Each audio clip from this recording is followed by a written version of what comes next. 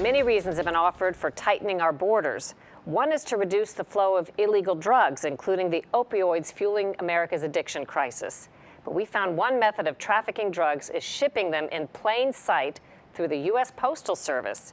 Josie Sturman from our digital partner Circa has our report. You want, brother?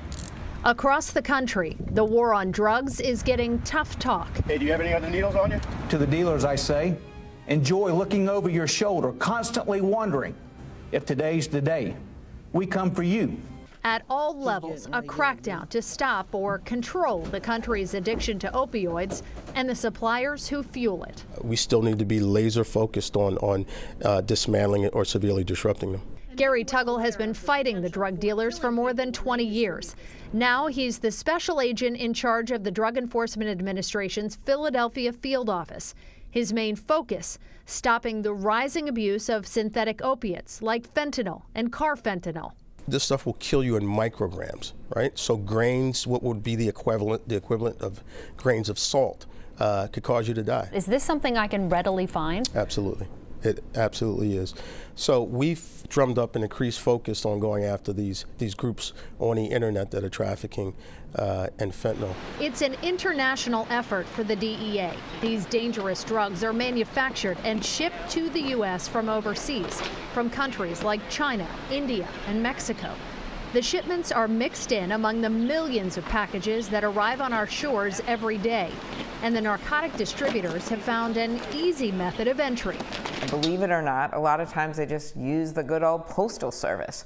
Democratic Minnesota Senator Amy Klobuchar says foreign distributors are capitalizing on a loophole that makes it easier for illicit drugs to evade detection when they're sent to the states. These dealers see an opening and they go for it, and we are the ones that have to be as sophisticated as they are. That means putting tracking information on the packages. Electronic tracking information that details exactly where packages came from, who shipped them, and other specific identifiers is something that's required for foreign packages handled by private carriers like FedEx and UPS.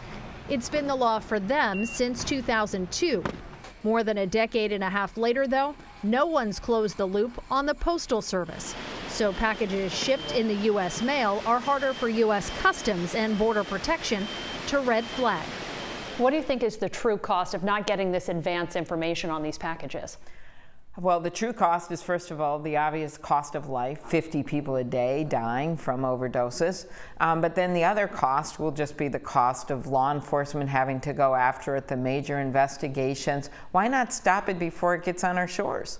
And you do that by helping Customs with tracking.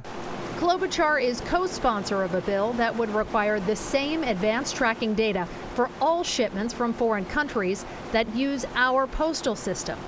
It has bipartisan support and the backing of the president, who highlighted this issue during his campaign.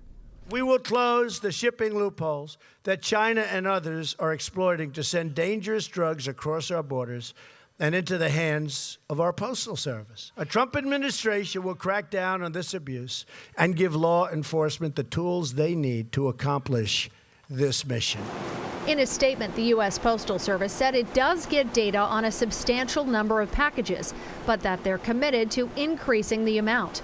They pointed to new regulations that went into effect this year that, quote, enhance their ability, as well as a screening pilot program that's in the works. They've been aware of it, but now they're getting a little pressure to do something about it. Former Homeland Security Secretary Tom Ridge is backing the efforts.